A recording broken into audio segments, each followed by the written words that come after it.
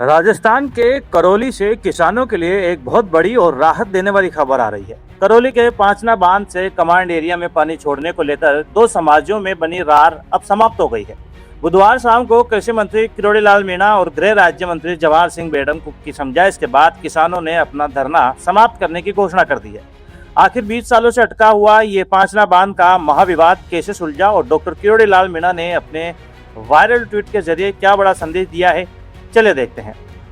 सबसे पहले इस पूरे विवाद की जड़ को समझिए। पांचना बांध की नहरों में सिंचाई के लिए पानी छोड़े जाने को लेकर करीब पिछले लगभग 20 वर्षों से गतिरोध बना हुआ है। न्यायालय द्वारा समय समय पर पानी छोड़ने के आदेश दिए गए थे, लेकिन पूर्ववर्ती सरकारें इन आदेशों को प्रभावी रूप से लागू नहीं कर सकी, जिसके कारण ये विवाद लगातार बना रहा। हाल ही में राजस्थान उच्च न्यायालय ने फिर से पांचना बांध की नहरों में सिंचाई के लिए पानी छोड़े जाने का आदेश दिया था। इसी आदेश की पूर्ण पालना सुनिश्चित करने की मांग को लेकर गंगापुर सिटी के खंडीप गांव में पिछले 20 दिनों से किसान महापड़ाव आयोजित कर रहे थे। इस महा आंदोलन को शांत करने के लिए कृषि मंत्री डॉक्टर किरोड़ी लाल मीणा खंडीप गांव पहुंचे और किसानों से सीधा संवाद किया। किरोड़ी लाल ने आंदोलनरत किसानों के सामने संकल्प व्यक्त किया कि एक सप्ताह के भीतर कमांड एरिया की नहरों में पानी छोड़ दिया जाएगा। सोशल मीडिया पर वायरल अपनी पोस्ट में भी डॉक्टर किरोड़ी लाल मीणा ने भारी भीड़ की तस्वीर साझा करते हुए लिखा है कि पानी जैसे प्राकृतिक संसाधनों पर सभी नागरिकों का समान अधिकार है। उन्होंने स्पष्ट किया कि न्यायालय के निर्णयों का सम्मान करना हम सभी की संवैधानिक और नागरिक दायित्व है। मंत्री ने भरोसा दिलाया कि प्रदेश सरकार किसानों के हितों की रक्षा और उनके सर्वांगीण विकास के लिए पूर्णतः प्रतिबद्ध है, ताकि किसान समृद्ध और आत्मनिर्भर बन सके। आप देखो, मेरी बात सुनो, जो मैंने कह दिया वो लक्ष्मण ने कहा। गोलमा देवी 6 दिन आपके यहाँ बैठी है ना, 6 दिन बैठी है ना, मेरी बात मानोगे? हाथ खड़ा करो, मानोगे? 6 दिन में नहर में पानी आ जाएगा और सरसों के टाइम पे 3-4 जितना पानी लोगे उतना पानी मिल जाएगा। सुनो, हमें इस आंदोलन को खत्म करेंगे आज ही। और हमारे डॉक्टर आप इतने गवाही यहाँ पर बैठे हो, कभी भी राम केस के खिलाफ मैं प्रचार करने आया एक आदमी को भी कहो कि राम केस को वोट मत देना तो मैं राजनीति छोड़ दूंगा। बता दो, एक बताओ। और मुरारी लाल जी के बताओ, हरीश जी का बता दो, हरीश जी अभी लड़े थे। अब मेरे को पार्टी की बीमार पड़ती है, इनकी बीमार पड़ती है।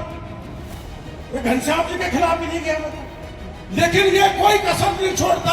मेरा जब मौका आता, पता नहीं ऐसा क्यों करते, इनको आप समझा दो। मेरे को बुढ़ापे में क्यों मारने के लिए लगे, ये नहीं मानते, मौका लगता है।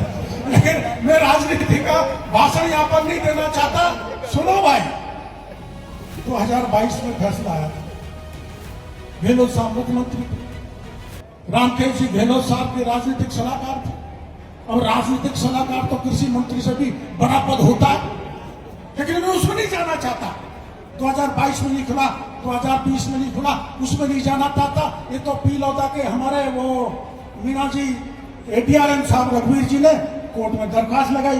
कोर्ट में दरख्वास्त के हिसाब से ये फैसला हो गया और इस फैसले को 100% लागू करवाना डॉक्टर किरोड़ी लाल की जिम्मेदारी है।